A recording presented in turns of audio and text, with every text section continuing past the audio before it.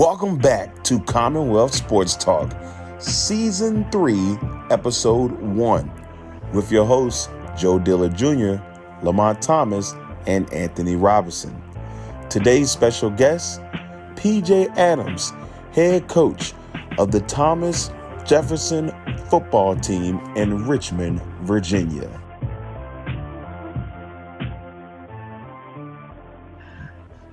Welcome to Commonwealth Sports Talk. I'm your host, Joe D, coming to you live with my man, Anthony Robinson. What's up, big dog? Good, man. What's up, y'all?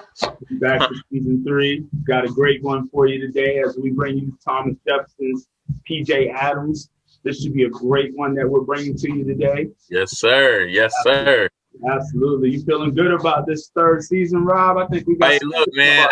I that was one of the things that I couldn't wait to get into for the new year was just expanding this thing to new heights, man. We gave y'all just a little bit of greatness, and now we about to just take it to another level. And that was one of the things, man. I couldn't wait for this one, man. Tell me about it. Yeah, hey, yeah. I'm gonna go ahead and throw the heat on you real quick and say, in a month or so, we're gonna have a feature coming from Rob. So let's stay tuned for that coming through. Hey, look, I don't want to put that pressure on you. Hey, I love it, man. I love it, man, because I'm a diamond, man. I'm a diamond. Okay. There it is. Well, you know what time it is. This podcast is designed to teach, bring knowledge, and inform the listener and viewer about the positive advancement of Virginia athletes born or raised. And you know we got the ones born and raised. This show is brought to you by Legacy Maker Sports, Grinding Shout out. Kane Beats, and my squad at Commonwealth Sports Talk bringing you that love. Without further ado, let's go right on into it and bring you P.J. Adams. What do you say about that? My man, Paul Adams.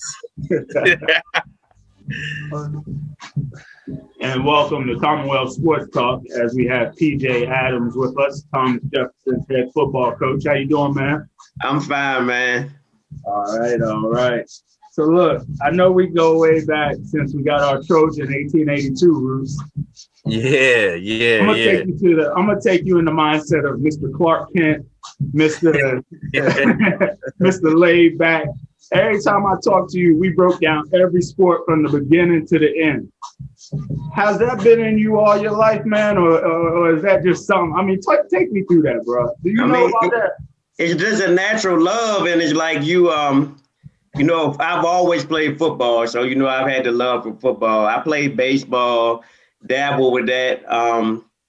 You like you really enjoy the sports you can't play, like basketball. I'll bang with you in the post, but that's not my foray. I'm 5'11". They don't need 5'11" people playing basketball. Yeah. And then as I got older, you always try to find sport on TV. I got like real infatuated with like European soccer. So it's like, it's something you watch track and all these other things. So it's like, you got to have natural love for everything, man.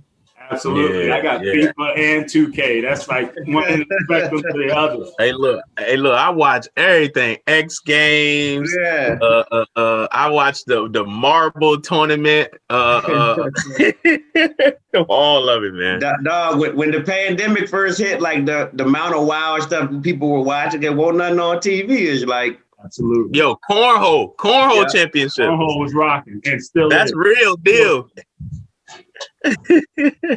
So look, take me through the experience as a player at Virginia State, and obviously how that propelled you into coaching. But take me through the grind of what it was to be a part of Big Blue Nation. So I want to know about that. It's very rewarding. When I first came in, it was kind of like, I don't know if this for me anymore, because when I came in 2000. That's prior to like NCAA regulations. That was under Lou Anderson. So, on a Saturday, you might have a 3-a-day practice. Like it's nothing. But, you build the bonds. And I think with football, the brotherhood is just as big as, the football games and everything. Because it's things you remember. You can hit a dude up that you haven't talked to in a long time. And like, you remember this. I also feel like, when your football prepared me to, I realized I wasn't going to be after college, I won't go be a football player. So it's like you learn the other aspects of the game and you get real inclined to that. And I tell people, like, it prepared me and gave me the structure to help me graduate because, college is a wild place. And I'm looking, you ran track and stuff like that. I'm looking at like people after I'm done with my eligibility and I'm like, my last semester, I'm like, oh, this is what regular people do. They got all this time. Like, this is too much time to get in trouble, man. Especially at state. Yeah. Yo, if you only knew. That's not even for this episode. Hey, look, man. And it's crazy. Like I was a freshman when I met you. You was a senior. Yeah. You know what I'm saying? And now to me, you was that guy. So to hear you say, after collegiate, I'm like, bruh. You was that guy. I was your backup. I don't know if you remember. And I'm like, man, I ain't never getting on the field because this dude is for real, man. Like, but you definitely like. I learned a lot, because I, coming from high school, like I did play the linebacker, but my junior senior year I moved to D tackle, and then I came back to linebacker at state. So I learned a lot. Relearned a lot. Like you took it serious, man. Like just the film work and that Clark Kent I'm talking about. Like coach. I remember coach like, yo, he tackle to tackle B. Yeah, it's the rap. Like you had to overcompensate for your flaws. Like I want the athlete, so I knew I was the run stopper. I was comfortable with. That's what I told Joe. I said, Joe, he's the run stopper. Third down, you can come bring somebody else in the game to defend the pack, and that's not my foray. Unless you sending me. Like I tell people, like in today's football, like I know with the way I play, I'm probably more of a fire technique. Like I could play in a 3-3-5 where I can be the Mike, and I just got to play that A to B. But those are the things. Like I knew I wanted the athlete and some of the other guys was out there, so I had to be good at what I was good at, and that was stopping the run, bringing that hand. And see, I'm like, I'm a freshman though. I'm coming from where I'm coming from. Like, yo, I can play, man. Like I can play, but nah, he know it. And you could run stop. So, and that was like, bro, he was really, I told Joe, I said, oh, you talking about Paul Adams? I said, yes, sir.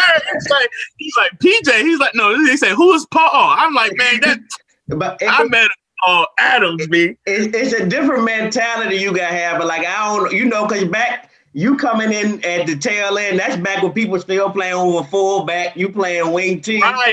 Right.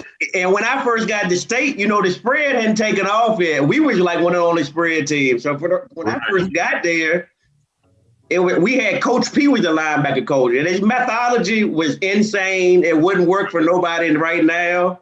But back then, he could tell you how to be a good linebacker in regional keys, and told you got to have a little bit of that crazy where you got to be ready to run through. You got to be able to run through somebody. And if you can't run through, you can't play linebacker. And you was that guy, man. This is how we do at state. So I'm gonna throw Rob out the window because I'm gonna take you back to 2000. Do you got a Kershaw story for me at all on some rude awakening coming in freshman year? Because I remember a guy named Dennis Jones, and I wasn't too far from him in dorm room. And Dennis used to come with crazy stories. See, I wasn't around Kershaw as much. I was defense. I was Coach P. Oh, my God. Give me a story. P, Sneed was there. Who else was there? So, a lot of the stories we got they were insane. Like, I tell people, like, the stuff that happened my freshman year could never happen now. And, like, honestly, the first person, when I realized it was real in college, and I wrote him this on Facebook the other day, it was George Massenberg was the center. He used to be the head coach at Heritage Newport News. And I'm like, this dude, 225 pounds playing center. And when he was out there, he was like a heat-seeking missile laying the wood on everybody. And I'm just like, oh, the snap is real. But the craziest story I can tell you, though, is we lost to North Carolina Central. We were probably up 21 points. And the defense played a terrible game. So, my freshman year, we practiced at 7:00 at night. Yep. So we had to be on the field on the top of the hill at 5. 5 right after lunch. Bro, Right I after remember dinner. that. I remember that. Y'all niggas flooded the cab because it was something. And y'all all dipped. And I was just like, what the fuck just happened? And we were doing like a bull in the ring, one-on-one stuff. And Patrick Claiborne, I know you remember he was just mauling people, and he was a freshman. And they was like, LJ was like, ooh. So Coach P was like, you get in there with him. And I don't know, Patrick Claiborne, 6 foot, 315 pounds. LJ's 5'6", 170 pounds. So yes, and LJ said, no, I'm good, dog. and we turned around, and this man made the whole defense just machine gun on him till everybody went through. And if you took it easy, everybody was glad to go. Oh, like, man. That man LJ passed out on that thing. Like I wouldn't put that on no man, because you going against 300 pounders, you going against jacked up guys. Nah. I mean, it was just different. And I can honestly say, like, that's what I like. It's wild out here. You have a rewarding HBCU experience, but like when I first got there, I was like, dog, football, this is wild. I know they ain't doing this in some of the other schools right here. 300 and something pounds. LJ, come get this. Like, oh man. Yeah. That's why I ain't gonna lie, PJ. That's why I tap dance to the track instead of going on the football field. Even when Faison came and he tried to talk to me, I said, I just don't think that I'm cut out for what I saw and what I've heard. But I'm gonna be honest, the freshman year stories was the best thing since sliced bread. Like we lived off Saturday morning. Year 1 to year 2, when year 2 hit, that's when the NCAA, had a lot of heat-related. That's when heat-related deaths started coming there. That's when the NCAA came in there and they made rules. Yep. So after year 1, I like, oh, this is a breeze. But my first year, I looked up in the bedroom and man, I called my homeboy back in Richmond. I said, man, I don't think this for me no more, man. Like, you got through it. You eventually got through it. Hey, look, one of my roommates was a football player, and he had came back with the jeans, and I was just like, it's real out here. Like, that's when I realized I was in college. I was like, yeah, see, these boys is a whole nother cut cloth than I've seen. Yes, sir. Mediocre high school level. It's like a job, but it teaches you structure. That's what I can say. And I think Faison was real good with the structure aspect of it. No, he definitely was, man. It was a business. And, I still talk to him this day. Like, he was very good with the structure. Yeah, Faison definitely was a great dude. So, in quarterbacking off of that, when you're taking over a program, as you did with Thomas Jefferson, what is the toughest factor, or how did it fit into your vision as well? Like, what were some of the obstacles, and did it fit into your vision? Well, I think the biggest thing, I had been an assistant there before, so there were things I saw before. I was a defensive coordinator, then I left and went to Hanover County to a couple of schools and came back. So I kind of knew what I was getting into just with why we were losing. And like a lot of times we lost with conditioning. We might not have the same numbers that Henrico County schools have. So we had to put in the kids, you got to be in better condition. And I told them, like, when I first got there and on my interview, you're like, we got to break down all the barriers we had to lose it before. So, and the number one thing was conditioning, because once that mental fatigue hit, once that physical fatigue hit in, the mental fatigue hit in, right, and then you kind of get lost. And like when I first got the job, I tell people, we ended the year, we ended up going 8-4. We lost in the second round of playoffs. I had some really good players. I had a running back at Villanova right now. The kicker, he's at Townsend. My quarterback was a beast. So, I mean, but we didn't put him the quarterback till week 4. And it's kind of like, what was I thinking? You like, with a school that's had a losing culture, it was kind of like those kids really bought in, and they really were in the physical condition. Like the later years, I had more kids, I had a better option, but I always valued the first team, because if I told them the sky was orange and that was going to lead them to the way to win, they was going to believe the sky was orange, and that's what they were going to buy into. That year, I mean, it was just overall team effort, but we just broke. The number one thing was conditioning. I started out my first practice, you've seen like urban schools, kids beat their feet to get physicals and stuff like that. My first practice, I might have 17 kids at the first practice. First game we had 29. We ended off the year with 38. But wow. I tell you, that was the best condition of 38 I've had. Yeah. That group, you had to play, man.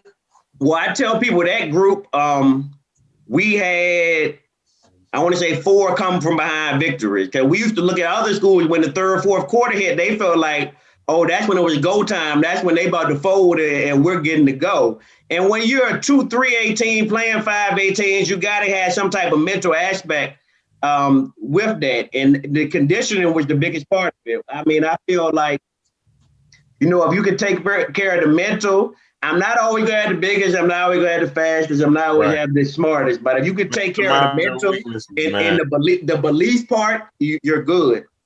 Yeah, most definitely. So that second year was pretty good though, wasn't it? Third year was the best year. Second year, we we took our lumps. We lost. I mean, then you say you lose. My quarterback and my running back accounted for almost 3,000 yards together, over 3,000 yards. So we had to fill the void. The second year, I can say the coaching staff, we did a real good coaching job with what we had. We didn't have the best O-line.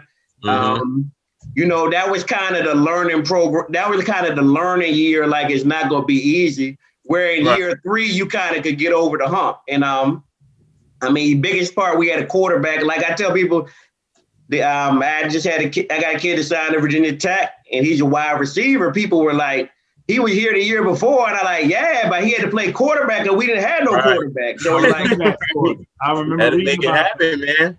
Yeah, so when we got a quarterback, it kind of opened up. And then that last year, past year with coaching in the city, I knew it clicked with them kids. Like, when I'm not having to call kids to come to practice, when I'm not having to pick nobody up, their parents getting them there because they see excited. Oh, yeah, this year is special right here. So yeah, I mean, excited, man. Let me cut you off right there. That's what I'm referring to with that vision and how them factors kicked in, because some people don't want to sign up for that.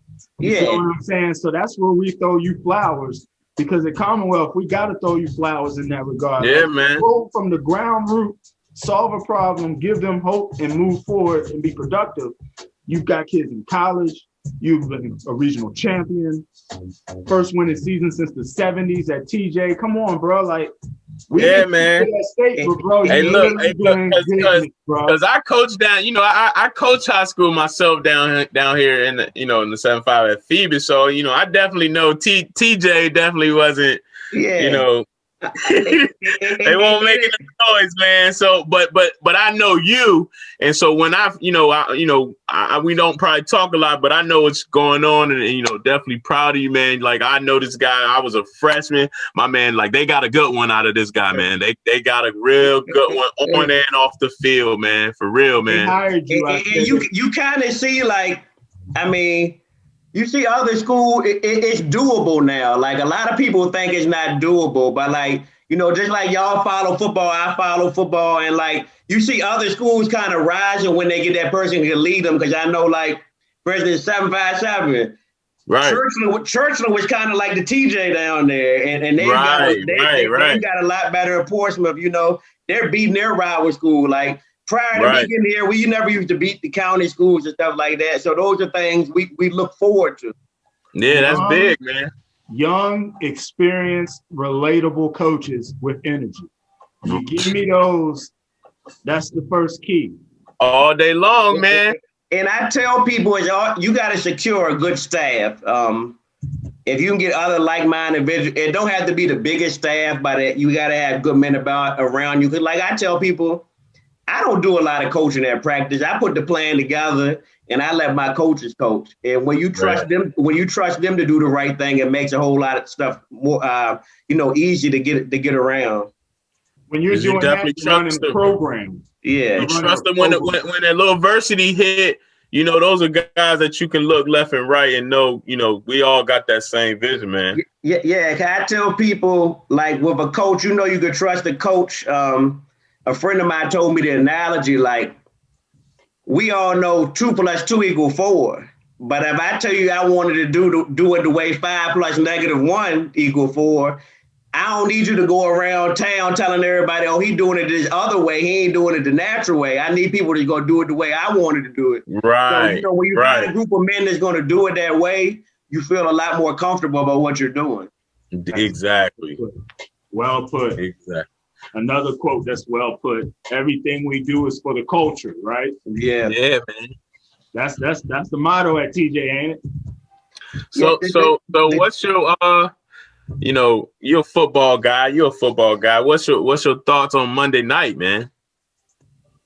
Well, next Monday, I think Alabama easy. Like I tell people, Alabama is the best team. They were like, oh, they don't play defense. I'm like, all right, it's hard to play It's hard to play defense when your offense scoring 3 plays. It's like, and people, they stop you when you need to be stopped. But like when you got a 3-headed monster, and then Waddle might come back. Oh my God! Hey, look, man, that's crazy. I'm like, yo, Nick Saban is wilding, bro. Like he's. and then the crazy thing, like Harris had a crazy year this year. Like I was in the mode when the year started. I thought the guy Robinson, the backup, was better than Harris, but like Harris has done what he needed to do. I mean, I don't think nobody can beat them this year. Nah, man. And and I'm like, and I remember watching the Justin Fields kid on the QB1 thing, and I've definitely followed him, in high school. I'm like, he's talented, whatnot, but and I also think he's still hurt too. Like that boy took a shot. Yeah, and then the thing with them, they've had lows. Like when you saw Bama, I think the worst I see Bama play was Ole Miss, and they still didn't get stopped in that game. Right. That game's in September. Like you had a bad game 2.5 weeks ago. I mean, it's no telling what you're gonna get because they played great Clemson game, but they had everything to play for. They lost the game last year. They should have won. Right. Like, the people can't for them to win that game. Yeah. So I mean. But I just think Bama is just that much better than them. Me too. I got to tell y'all opposite because it can't be 3-person panel. So what if I told you, and talk like Marcus Spears on NFL Live, what if I told you that Bama got punched in the face immediately and did not know how to respond? Now, I could still see them winning that type of game, like a 42-28. But what if they got punched in the face? You see them recovering because they ain't really had that adversity. Now, I watched that Ole Miss game. What's being punched in the face? I mean, you talking 21 nothing? Give me 17 nothing. And now I would have to see 17 nothing. Yeah. I don't think that's happening. And then the thing is, like, what Saban is recruited now. is to face this right now. Like when he was getting beat, he was going with more the NFL, big prototypical body. He's got big kids, but he got big kids that can run right now. It's like, and that's one of the things that I said. Like they got fancy with Tua, and I said that they didn't run the ball those later years when Tua was there, and that's what made them mortal. And Clemson was able to kind of compete and be in games with them because you got fans who want to throw the ball a lot instead of controlling the game and being Alabama. Najee Harris and company, like you said, you thought the other kid was better. So it ain't like I don't got nothing else in my back pocket. I just think, that last Clemson year, they had the guys, they had like uncheckable guys. Because you had Justin Ross and a couple of them other big receivers. And, that was part of Alabama's still progression. But I think with the offense, they kind of had to get to it, keeping up with the Joneses to keep these type of kids wanting to come in. Because we used to see Alabama teams, Julio, you knew Julio, but you didn't know the rest of the guys but Julio. Right. Like, but then I was talking to my homeboy the other day, and that 17 Bama team, I think it was 7, that beat Georgia in the championship game. Yeah, they had Kamara on the beginning. Them people had Ridley, Judy, Devontae Smith, Sam, the big Sims that play for the Redskins, the 6'5" Sims, Robert Foster. That's 5 guys playing in the NFL right there. Right now. So it's like what they're doing must be right on the offense now, because everybody will go there now. Since offensively, I think they've gotten a lot better. I mean, I want to see what they do after Sarkisian leaves, but we'll see. I mean, we said that after all the other OCs left. We definitely did. And, they'll go just get another guy and he'll reinvent his career and he'll be a head coach somewhere again too, man. You know who they probably have? They probably get Tom Herman since he got fired in Texas. Well, I'm hearing they want O'Brien. But they have Bill O'Brien. Yeah, I mean they got Miami. No, they used to be with Houston Texans. Texans, yeah. But they got those analysts, like they got Stoops. One of the Stoops is an analyst there. Charlie Strong, like they got a plethora of coaches over there. Yeah. But I do like them because when you look at Bama coaching, like they got a lot of guys that play D2 football on the coaching staff. A lot of guys that played. I think the running back coach went to Hampton, so it's like they got different angles over there too. They bridged the gap. I like that. I will admit that. That's something that they did, and a lot of people don't pay attention to that, or at least give it the recognition it deserves. So we got 11-win season, never been done before, right? Yeah. How hard is it to transition and still have these kids embrace the grind? Like, I know you've had to come up with creative ways to have them embrace the grind of still working out to always stay ready, just in case they get that day call. It's all about mental.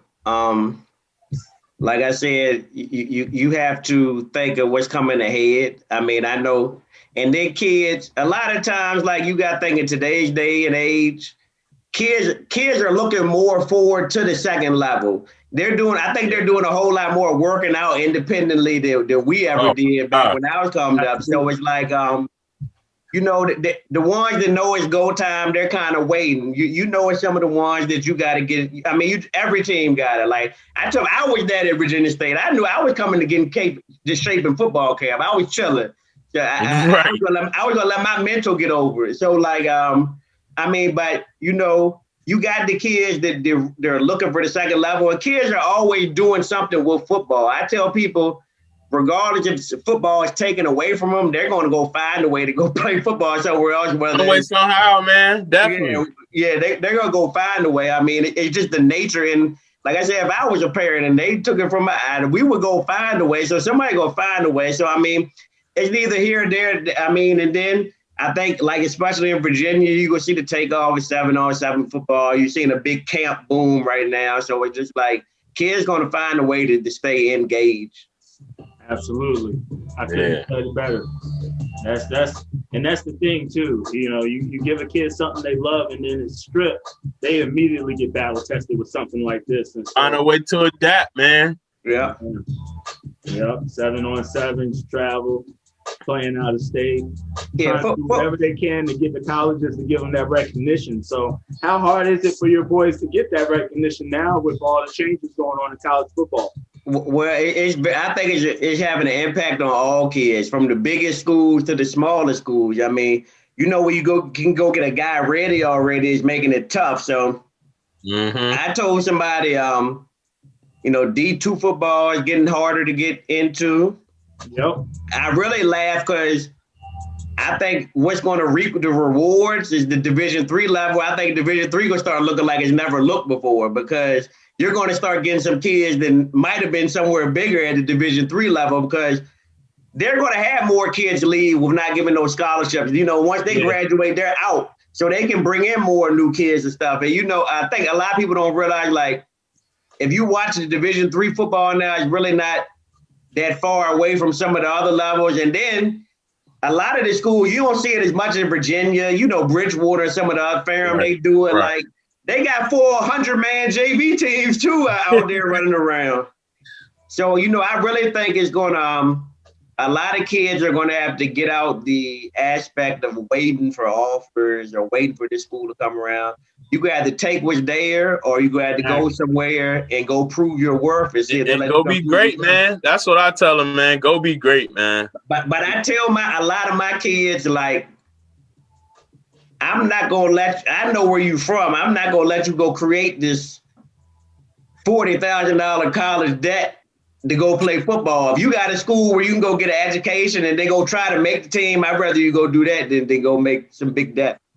Right. No question. That's that mentorship right there. That's always in the right direction. You know what I'm saying? When they hired you, I knew from afar because I already had my team. Oh, no, I knew they got a good one, man. Like I said, on and off the field, man. You call him Clark Kent, right? Yeah. We didn't play with the glasses on. So Clark Kent was studious every day on the yard. I guarantee. Yeah, no question. I knew he just came from practice. I tell people, like, a lot of people are like, why are you taking that job? And I'm like, bro, I'm going to bet on myself, man. You feel me? Like I'm going to bet on myself. So, like, it helped. Like I said, I won't blind it. I knew I've taught in the city for 14. At that time, I taught in the city a decade. So, like, I knew the kids in the city. And, like, I mean, I thought it was a couple jobs that I felt were good jobs. And then, like, when I hopped on it, it was like, I knew this kid was here. Like, I knew the kid was Villanova was there. I said, if I can find me 15 more, I'm good. And them kids just bought in. Like I said, that team was a lot of heart, a lot of effort, and they kind of just did what I told them. That might have been the most stressful year because it's year one, and that made me better as a coach. That was the year that made me say, like, absolutely. Ain't nothing like year one. Cussing at them ain't gonna do it, bro. Like, like they go on one ear out the other. I'm just stressing myself out. Going on with them. Let me go calm my butt down. But like I really value. I value you learn something from all the teams, and you learn your major flaw. Like I tell people, coaching in a smaller division. I've been in the Division 5 schools. Yeah. Like when you come down, that's what I coached. Yeah. But when you come down to Division 2 and 3, it's like you seeing the most unorthodox stuff every week. You're like, what year am I in? And it's like, it's crazy the game plan for. Like we went against single wing, wing T, double wing. Like you learning the name to all these old offenses, and you got to go step back and like ancient stuff.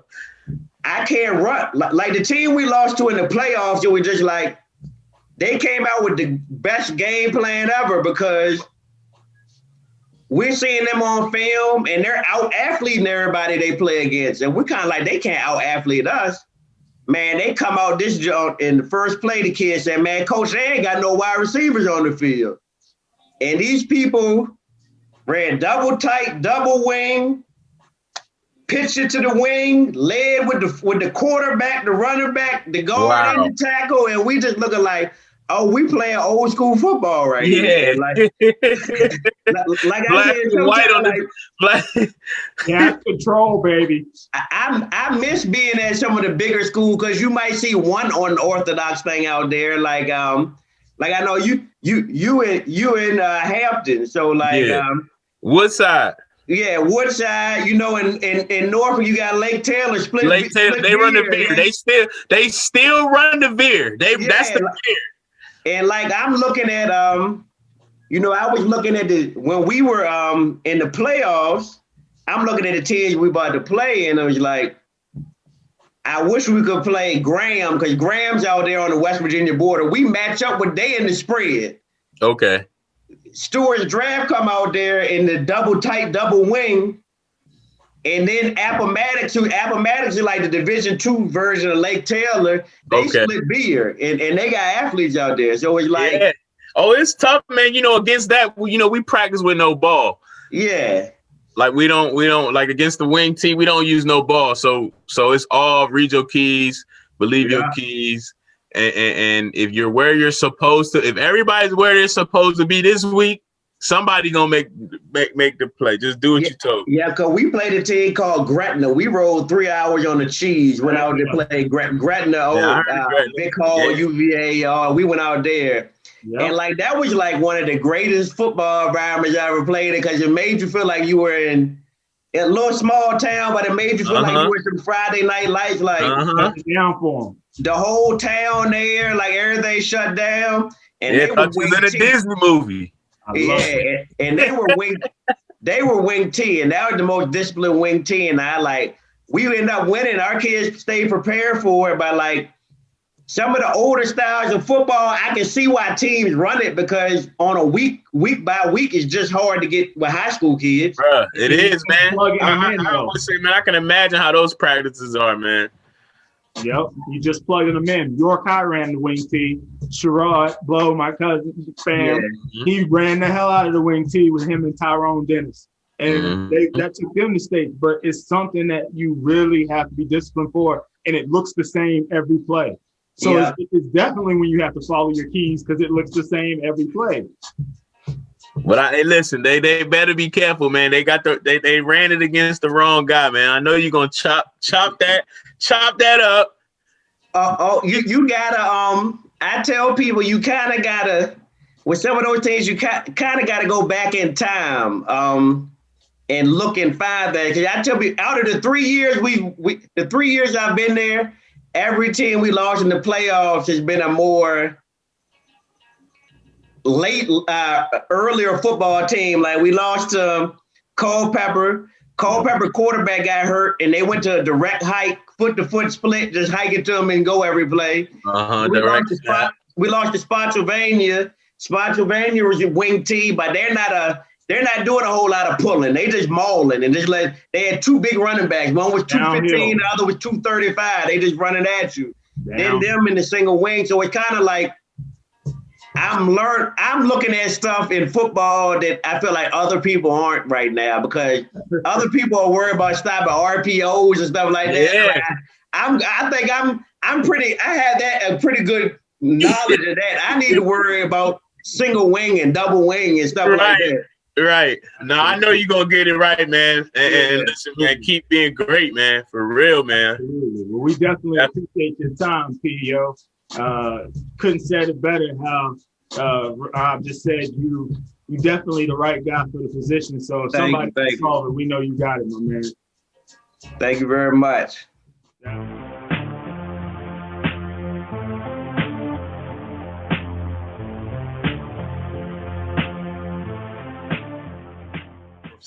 Man, he was definitely a X's and O's guy, energy guy. So I knew, at Thomas Jefferson, they was gonna have a good guy out of him. Exactly. I know he in your area, Mont. So I'm sure you know the buzz. Got to keep an eye on him, man. I know that what he did last year was amazing, and then I got people that I work with that are TJ alums, so they were really excited last year. That's why I had already known what they've done. And that's how I knew about talking to y'all about the them not having any lights and having to play Saturday home games, because I heard that and I was like, man, that's crazy. But that's just being where they at. That's a product of the environment.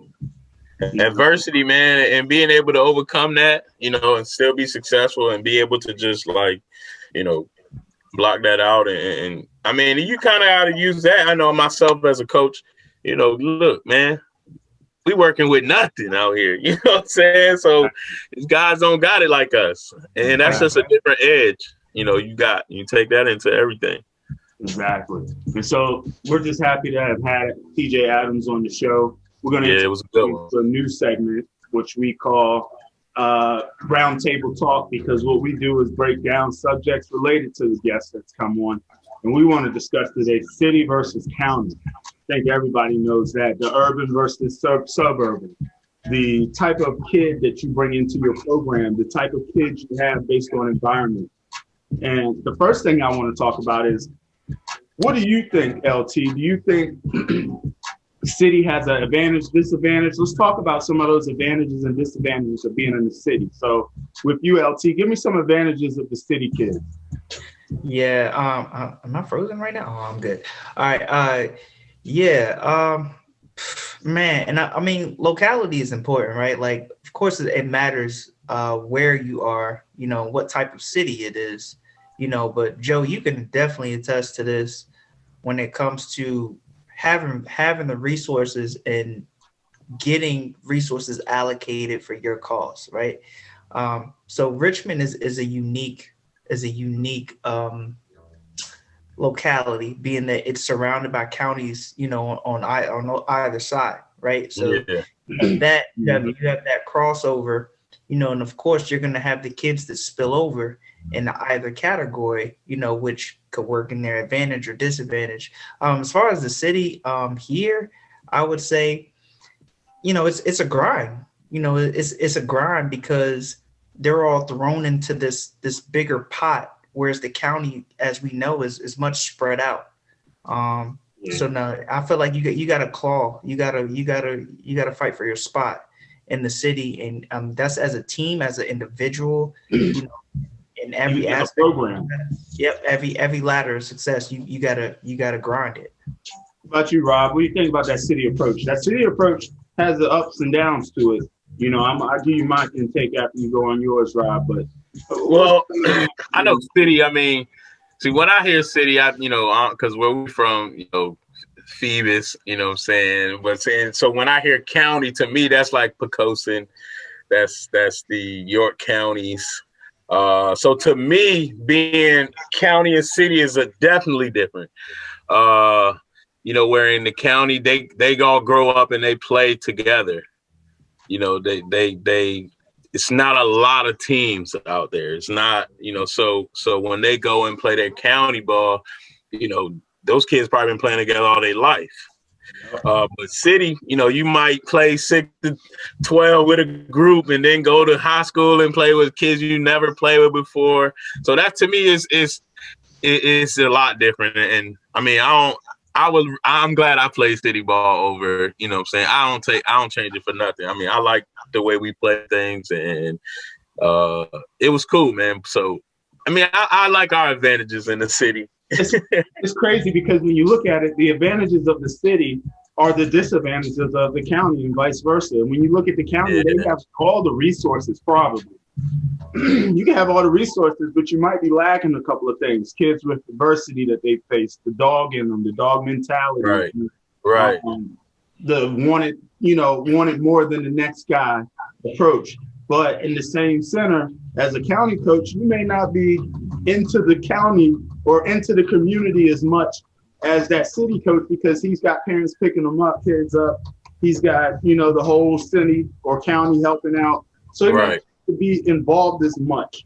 And in that regard, great for a coach's mind psyche. But at the end of the day, if you don't have the heartbeat of your team, then you can't get them to run through that wall for you. Right. I think the city coaches get their kids to run through the wall for them a lot quicker than a county team. Now, that doesn't take anything away from county. In the same when you grow up and play the same system all through your life, the Pecosins, the Dinwitties, the Tabs, the whole well. Being the same route growing up, it's up to those coaches to take advantage of those opportunities. You see what I'm saying? You go coach in the city might be a coach that's scared to go in the community. Yeah, well, they suck. They're not going to have a good season. They're not going to have a good team, and his participation is going to be lacking. So it's all on how you attack that animal and that beast. But let me ask you this thing. Two sport athletes from a city or a county perspective. What's better, do you think? Tough one. Go ahead, Rob. I mean, I was a multi-sport, so that's, I don't really know if it really is. I mean, like I said, the same things I feel like growing up, like you probably play the same with the same kids and all that. So I think camaraderie is big, where you don't have to worry about that because, I know we known each other all our life. So I think playing two sports is probably an easier transition because you've probably been playing two sports all your life. The coaches know that, you know what I'm saying, in the county, because it's not many of y'all around there. So, coach know what he getting. Where we're in the city, I don't care. Like I got another kid that that probably can do the same thing. So it's definitely I don't really see a big difference in it with two sports per se. So I don't know. What you think, man? I think he froze. Mont Zen mode on us right now or something. Mont must be in Zen mode. What you think, boss? Oh, I'm here. There you go. What you think? Is there any difference in the athlete, city to county? I think it's hard. Again, it comes down to locality, man, because remember, some of those city schools can be smaller than county schools. Depending on where it is, it can be smaller. So I think the sample size is definitely important when it comes to that, right? Because a lot of two-sport kids or multi-sport kids are forced into that category when it comes to repping your locality, right? Like if my locality, let's take TJ, for example. I got my friend at work that I reference. Shout out Linwood Harris, man. So he tells me about this. He tells me about his days at TJ, and he's like, man, our school was so small that I was on all strings. He's a first or second string DB, but when it comes down to the third team, you would think he would get some rest, but he's a third string DN, and he's built like an H-back. You know what I'm saying? So like that's just, you got to go with what you got. So I mean, I feel like maybe county. I'll go with county. It may be easier because you may get more looks, but at the same time, I feel like this again, that having the dog in you in the city, that's your advantage, right? Because it's like you know nothing else. You got to go hard, balls to the wall every time because you're in the city. It's survival. Right. I find it hard to separate an athlete by city, county, by high population, by low population. An athlete is an athlete. And, we have different versions of it. But at the end of the day, you can spot an athlete regardless of if they've been through that adversity that brings maybe more of an advantage to the city kid, or if he's technically sound or fundamentally sound because he has all this resources or equipment as a county kid. Regardless, you have to identify them as a two-sport successful athlete, and that doesn't matter city or county.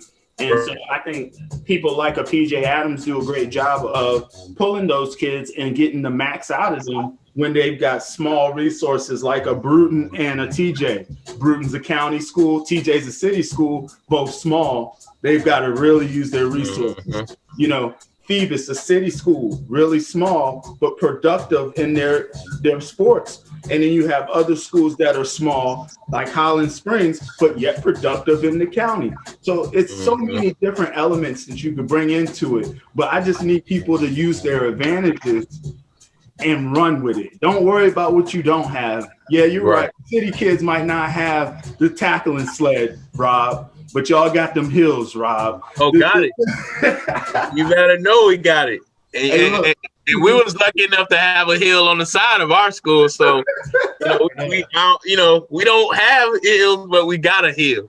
Dogs aren't born overnight in the county, so I just need that to be known that they got to go in the city and come back with both pair of shoes to tell their story to say I'm certified. Yeah, because that's how it is. Let's see, we played schools like Stonebridge, Loudoun County, you know what I'm saying? They up in that area, Whole different cup of tea. Yeah, that's different though. You know what I'm saying? Like that's different. That to me, that's county ball, but that county ball, that's like city ball. Yep. But they have their county is so big. You know what I'm saying? Well, they had 1 to 99 on their roster. You know what I'm saying? And they coming out the tunnel, and we like, yo, are they ever gonna stop? But that's county ball, And where our city, we have 4 schools in one city. Mm-hmm. You know what I'm saying? Where that's their 4 schools. If they put 4 schools, that's what I'm saying. They just made it 1. So York County and Hampton have the same makeup with 4 schools at the high school level. they're small areas, but they're two totally different kids being brought up in that area. Right. And if you don't cross over, then you won't get a taste of any of it. You know what I'm saying? I enjoyed my time in Booth. And that goes with, like Ma said, you gotta fight, man. You know, it's 4 of us in one. They call college coaches come to Hampton. It's 4 schools. You know what I'm saying? You know what I'm saying? Where you come to York County, York High is gonna come on the only high school here. You know it's like the philosophy of open gym, bro. Like, you know how like you go to open gym and that drink's so packed that you know that if you lose, you ain't getting back on. Yeah, that's kind of how it is. Like you coming up in the city and you like, okay, this is my shot. I finally get my shot right here. And you looking and you like, okay, they got this group of people. They got this group of people. There's a small niche the coach already know. When I get on, I gotta go off. I gotta go off because make it count. That's the environment. Product of your environment. Product of my environment. So I definitely appreciate that quick discussion thread there. We also appreciate PJ Adams for coming on. Definitely, man. Shout out to my brother, man. Yes. Keep great, man. Keep being great. Yeah, keep pushing. 1882 Connect. Yeah. Definitely. Definitely. I got some 804 in me, man. There you go. Yeah. I told you VA is well-rounded, baby. Get around, man. My zip code all you like. I got a little 804. I spent 365 up there. There it is. We united in the sports vehicle, man. We go everywhere. Take us everywhere we want to go. It don't matter, man. It don't matter. Well, we'll let you go, guys. This is season 3, episode 1. We got next week's episode coming up with Lamonte Thomas leading the show as we bring our towns in, Bethel legend, track and field legend, women. Yes. We can't wait to have her on. So once again, thank you for tuning in to Commonwealth Sports. Bye. Let's get it. Let's go.